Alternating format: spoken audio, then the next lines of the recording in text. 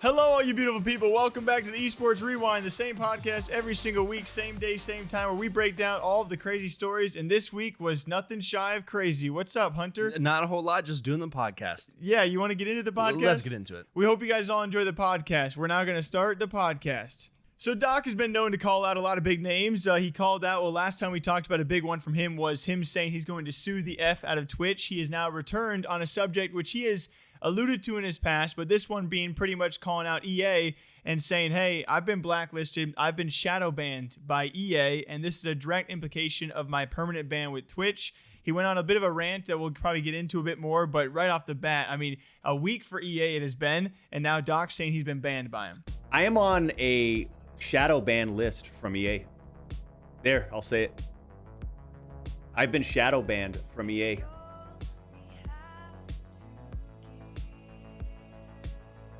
I'm on a list. I mean, that's just touching. Like, since the purple snake scummy ban,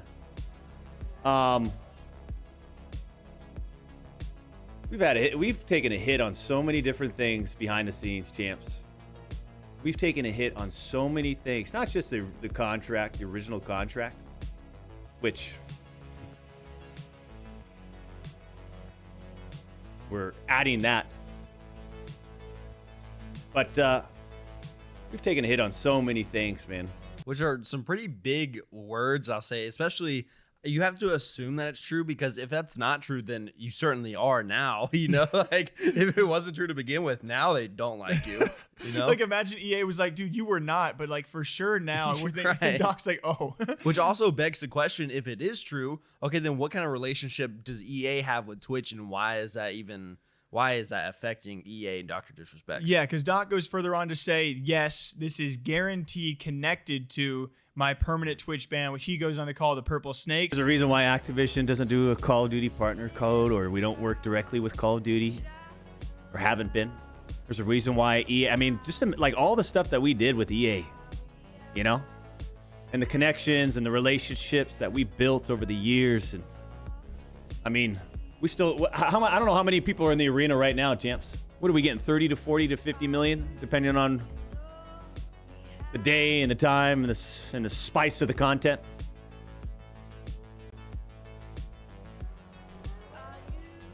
I mean, we're not in, yeah, I mean, it's official. We've been shadow banned from EA. I mean, there's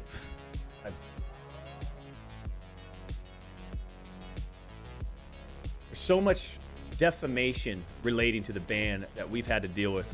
It's insane.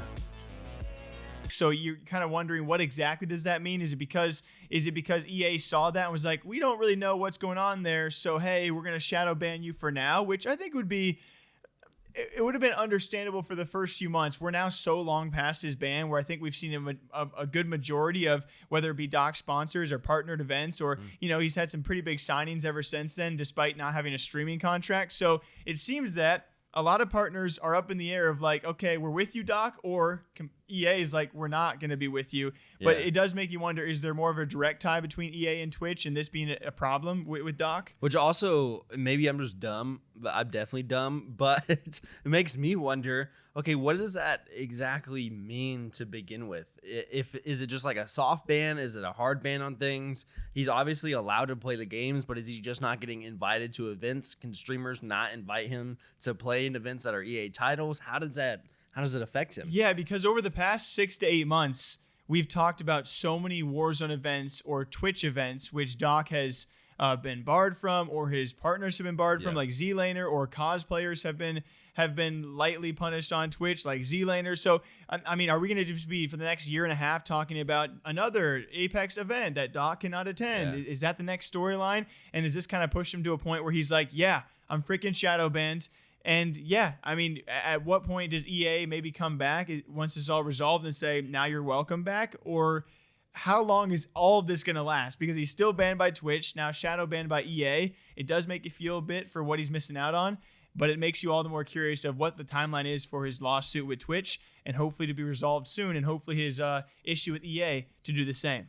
Switching gears a little bit to a different game, we're going to be talking about Halo, where we have two very different stories, but I kind of lumped them into one. But first, starting off, we're going to talk about Formal, who kind of, I don't know if it's the nade shot effect, but ended up leaking, quote unquote, that he was going to be competing in Halo once again. Are you going to play Infinite? Yeah. You going to compete? Yeah. You are? I think so. That's fucking dope. I might try the first one. I'm pretty sure it's like 5 days after the game release, so could have a chance at that. That's sick. Yeah, that'd be pretty cool. Fuck. Have you announced that at all? I guess I just did. Early like an announcement. Turn up, bro. I just got a fucking Nate Shot Formal exclusive. Oh, baby. First thoughts, how do you feel? Which opens so many questions for me, and I love the interaction where it's just like Nate Shot, like, yeah, you're gonna compete in Infinite, and Formal's like, yeah, I think so. If you guys don't know, Nate Shot leaking the Huntsman, and I think he's leaked some other things in the past as well. So it's just kind of funny that on his stream, it wasn't leaked. It was just Formal being like, yeah, I guess that's my announcement. But he has in the past said that he got an offer already. Yeah. We talked about that way, I think, months back. He's also talked about this opening Infinite event, which he wants to compete at. For me, it's not even any of that stuff. It's great to see. He's a great face. I want him in the space. But it makes me wonder, how is this going to work under the Optic/Envy banner with Envy already having a slotted roster? Which you obviously have to wonder, the two probably directions you can go in this is, okay, do they get rid of someone on their roster for Formal, or maybe use him as like a sub or something like that? Maybe they just throw him into this opening event for the views, which would suck for the person that doesn't get to play on the roster, you know? Or does he work out something? Because there's no way he's leaving Optic content creation, you know? Like, he's there to stay. And so does he work out something where he can still be on their content team, but he plays for like a team that's just a Halo competitive team? Like, maybe it's not for an org.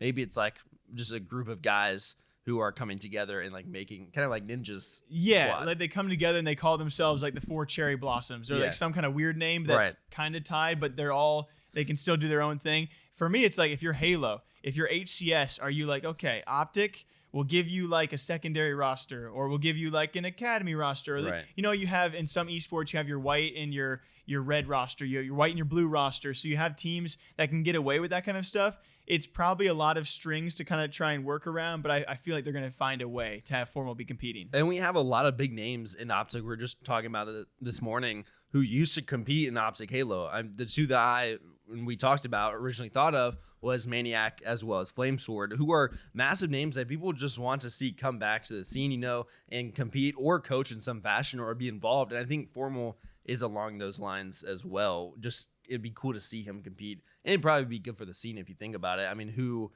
else are you gonna like follow over there of the rosters that have been named so far? Probably no one that I know of. I mean, there's definitely some big names that'll be coming back that are in the top, 20, 25 all time that will be parsed throughout some rosters.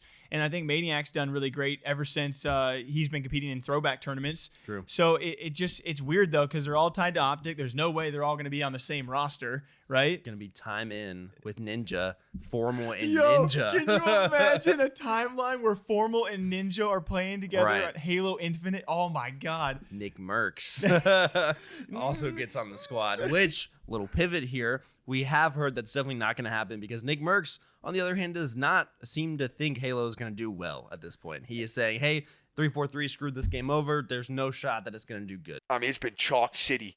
When 343 grabbed that ball, you were watching football tonight. You ever see a quarterback like snap the ball and then he goes and hand it off, and before he can even hand it to the halfback, the linebacker's just, I mean, he's just, like just wrapping him up and taking him for a fucking ride.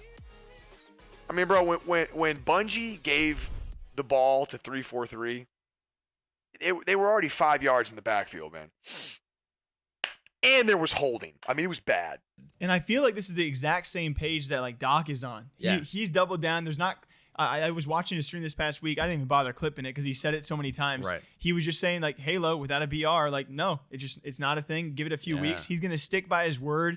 Maybe not as an overall game, but when it comes for esports and Twitch viewership, I think he makes a fair point. And of course, when you're talking about streamers who depend on viewers to keep on playing a game, I think Nick and Doc have a point from their own personal circumstance of we're streamers. We want to play a game that people are going to watch. If it's not a Halo BR, we've seen it with Call of Duty. I mean, multiplayer for COD is doing great for Scump, but it's not doing great for most other names outside of Optic. I think the one correlation's not the right word, but the connection I could make maybe that it could, if it doesn't have a BR, something like Dota, which really flies under the radar as far as viewership normally goes, like day to day. You don't have a ton of people watching Dota players, right? Yeah. On Twitch. But they still have massive events. They have TI every year. CS is a good example too. Yeah, and so they have these huge events that are really successful as esports still, but not necessarily for viewership, which streamers don't love, of course. People like Doc and Nick aren't going to love that, but it can still be a healthy scene, so it'll be interesting where it goes.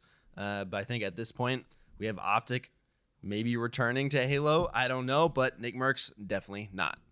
I got a short one, a little debate question out there. Actually happened at the point of us recording. We've talked about a lot of players out there who either practice or stream or content create or maybe just watch some games outside of their own profession. So I think we've talked about some CSGO players playing Valorant whilst competing in CSGO. We've talked about Wonder. With G2, he was actually on stage and he was playing WoW during an LEC broadcast. And now we talk about a NAVI member from the CSGO space, one that was heavily debated back and forth, where it was the We Play League finals for season 2. During the grand finals, in between maps, he's chilling and watching Forza 5. If you guys, Forza Horizon racing game. Right. Racing game's on the rise, by the way. I cannot wait to see. So he's just sitting back while his teammates are warming up and watching a Forza stream. Defenses, and even sometimes when they take that ramp space, they're very willing to peel off of it. And wait, this is it. Okay, that's one way to warm up for the next map, Flamey. Which was met by a lot of questions. It was actually Yanko in the space kind of calling this out, that you were in grand finals, you're a map down, you're not warming up.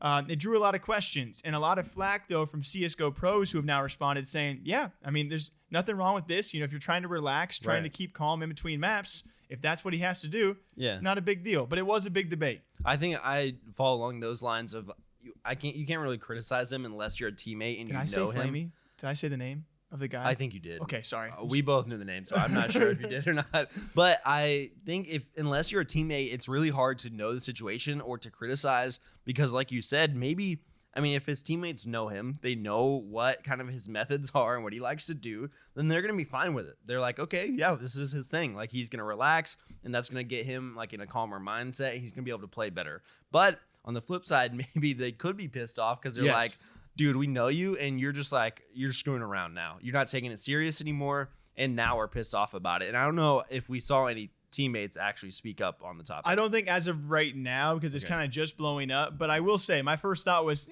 during the grand finals, one map down. I understand where the potential flack was, especially when you just think about the circumstances of you could be doing a lot more productive things. It wasn't until a lot of players responded, because they're the ones that are in the moment, right? Yeah. When Twist responded, when someone like Simple responded, and people were like, oh, I'm going to listen to those guys. So it's definitely two-sided, but they both responded saying nothing wrong with this, right? What's the difference between this and going to take a smoke break, going to the bathroom? Like, you're just relaxing, you're taking your time. So I don't think it was necessarily like as bad as people made it out to be, but I understood where some of the potential was like, okay, come on, man. Like, you're in the grand finals.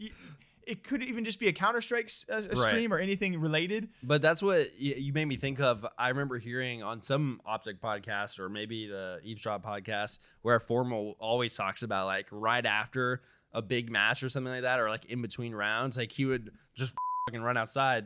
Sorry, Pete, I just cussed. He would run outside and just go smoke a cigarette immediately, right? And just immediately rip one. And like, that's what he needed to do. And it also makes me think of a lot of Chinese and Korean players for League are known for playing Genshin in between matches. And like, while they're waiting, they'll just pull out their phone and play some Genshin. And that's like what they do. And it's expected, and it gets them in the right mindset. So I think it's okay. Of course, people are going to be upset about it, though. Yeah, definitely a good little topic, a little fun topic to debate out there. Navi Flamey under some fire, but once Simple responded saying, no, there's nothing wrong with this, a lot of people out there were like, yeah, you the GOAT. We agree.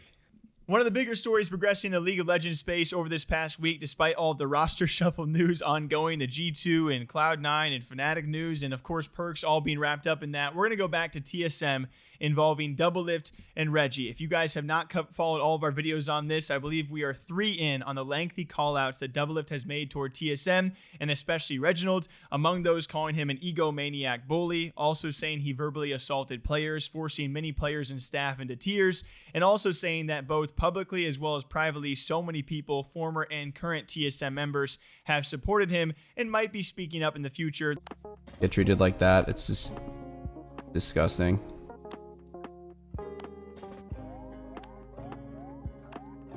It would be a personal pleasure of mine to see TSM never win anything again, because of how shitty they treated the people who brought them everything.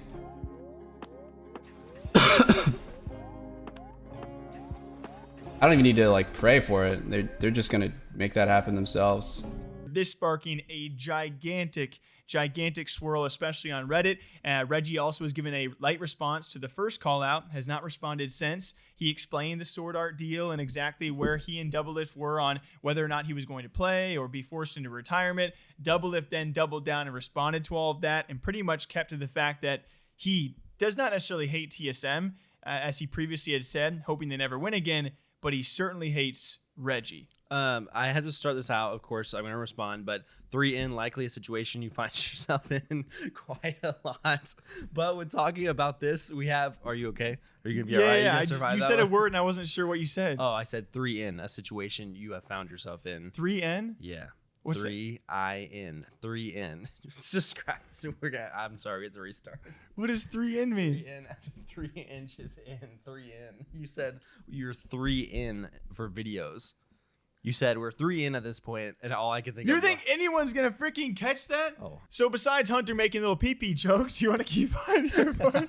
3 in. I got it. And so the situation that we find ourselves in that I thought was kind of funny, honestly, but obviously got very serious later on in it, which we'll address. We see that he kind of comes right out. We see Doublelift calling things out. We see Reggie respond in what seemed like a pretty mature way at the time. I was like, okay, like he thinks that Doublelift is, you know, just not happy with the organization. We're going to work things out. We're going to let him go, do what he wants. But then Doublelift sees it and he's like, no, I'm not happy with that. I'm not going to leave it there. And I feel like he came for blood when he came out the second time. And he was like, no, like, I hate this organization. I want them to lose. I never want to see them win. And then, you know, kind of furthering the allegations against Reggie personally. Yeah, and definitely going in on, of course, the treatment of maybe someone like Bjergsen, kind of hinting at why Bjerg might not have stuck around inside of TSM. Other players as well. He draws Sword Art in there. He draws other names that have been former or current TSM members, really doubling down. And then you have someone like Lena, who is in probably like it's got to be a very interesting situation where you have your ex, who is the person that your current boyfriend is calling out, and she's trying to play the middle woman of saying, hey, these guys both have gigantic egos, and they're both incredibly difficult, which is what Reggie and Doublelift have both said. They're both really hard to work with at times, and they're kind of bullheaded, which is really proven in this situation. For me, it just makes you wonder, all right, your TSM, you just locked down a $210 million deal for the next 10 years, got some big money coming in. How do you respond? Or do you kind of take the card that a lot of teams are nowadays, where this is a big story, but a lot of big stories happen all the time. Let's just let this one die out. Is Lena going to leave? Is Doublelift going to leave? It seems the more likely, especially you cannot talk about your org like this and stay. And just if you're Reggie, you can't be talked to like that and let someone like that stay. I think if I'm Doublelift, I'm also like, babe, like, come on, like, you're dating me, like, take my side. But I imagine he's got to be gone. We've known he was unhappy, like you said, for a long time. He was unhappy with the sword art stuff. He retired. Then we see Bjergsen come back to pro play, which everyone's like, oh, maybe Doublelift's going to come back now. Because as we know, the only reason Doublelift wanted to play for TSM, as far as I know, was to play with him, was to play with Bjergsen. And so seeing him come back, maybe that's inspiring him to want to go play. And that inspired him to kind of come forward with all this stuff and just want to get out of whatever contract he was locked into. And if Lena was leaving as well, maybe that just kept spurring him on to be like, okay, I'm going to talk about this now. And we saw a lot of responses, which I know was conflicting, I think. Yeah. We can preface that a little bit. We have a lot of people taking both sides. We'll just say it like that, where some people are like, oh yeah, I definitely resonate with what Doublelift is saying, and I had these experiences too. And then other people, big names, I mean, we saw like Jack Etienne Loco respond and say, oh no, my experience was totally different with Reggie. He was great. He's one of the best people I know. And then once those big figures came out and started defending Reggie with their personal instances, is where we saw the kind of final part. We have 3 parts so far of Doublelift, the initial call out, the response to Reggie's response, and now the final was calling out the people who were saying, hey, I've been fine with Reggie. Doublelift actually doubles down on that, saying, and this is his words, not mine, Right. understanding why maybe abusers, or at least those who have been abused, don't speak out of their personal stories, because you have all of these people now revealing their personal instances, and Doublelift is like, okay, that's not how my dealing with Reggie was. Yeah. That's not how my friends and staff were dealt with Reggie. All right. So it's great that you're sharing your story, but I have people that have literally been forced to tears who have been said things that I can't even repeat.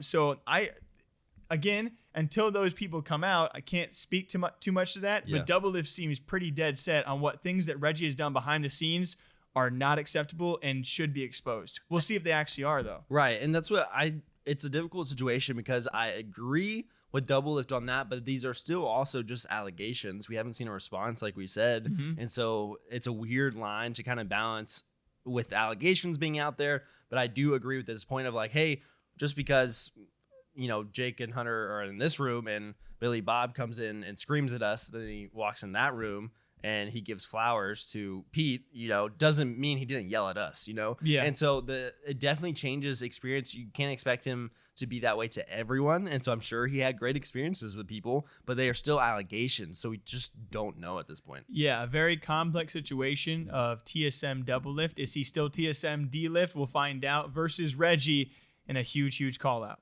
What happened live just previously this morning of us recording, that's going to be Trainwreck's going after EA yet again. I'm going to give you a premise. We're just going to talk about this one because if you guys missed it, last time Trainwreck's called out EA, he apparently was also banned from competing in Nickmercs' Apex Legends event because of his Twitch gambling streams. So keep that in mind. He called them out hefty a couple weeks back. He has now posted as of this morning because he found out that some FIFA kits rep the site that he played a lot on when it comes time for Twitch gambling streams. He actually tweeted out that some FIFA Pro kits, and some of those teams are actually sponsored by Stake.com. This is not a sponsored podcast, but he called it hypocritical because, of course, if you guys can't follow along, EA banned him for Twitch gambling streams, yet they have their own teams inside their own game who rep some of the same sites that he gambled on. Now, the floor is open because there's a lot of debating points on this one. And to me, that just goes to show what we talked about last time has got to be true, where there's just someone who is out for blood against Train and just does not like him, I think, because there's no way did no one think about that of like, hey, we're banning this guy for playing on Stake.com. By the way, buy this kit with Stake.com on it, you know? The argument being that EA has no control over the teams and their sponsors in the game, so they can't just drop the entire team from the game, although some have actually countered that by saying EA has blurred out or censored those sponsors before in the past. So I'm not sure the validity of all of those statements, but those obviously are very important statements to have on this. Yeah. So for me, it still seems a bit hypocritical, but I was called out when I actually deleted my tweet on it because I just didn't really want to go into that lengthy of a debate this morning. Right. I just think it's funny when you have someone like Train constantly going after EA. For me personally, I do still find it semi-hypocritical. It's slightly outside of EA's control, but the irony of the situation, I think, is just the funny part. Absolutely. I think I can be the stronger opinion. It's definitely hypocritical, you know? Like, that is such BS there, where if I'm Train, and obviously Train is pissed off, but I'd be pissed off too, you know? And he does not hesitate to show his emotions on stuff like this, where he gets so angry about it, because it makes sense. How can you ban someone for gambling and then have gambling promotions in your game, and you're a game that's known for gambling, more or less, you know? Like, you're not literally gambling, but you are. You know? No, like, you are. You don't, people wouldn't call it gambling, but it is, you know? And so it's just this weird thing where at this point, they're probably in too deep to, you know, go back on their decision. Yeah. They couldn't, if they came out and were like, you know what, never mind, you're right. I think Train would be like, no, F you, I'm not playing, you know? So I think it's too late right now.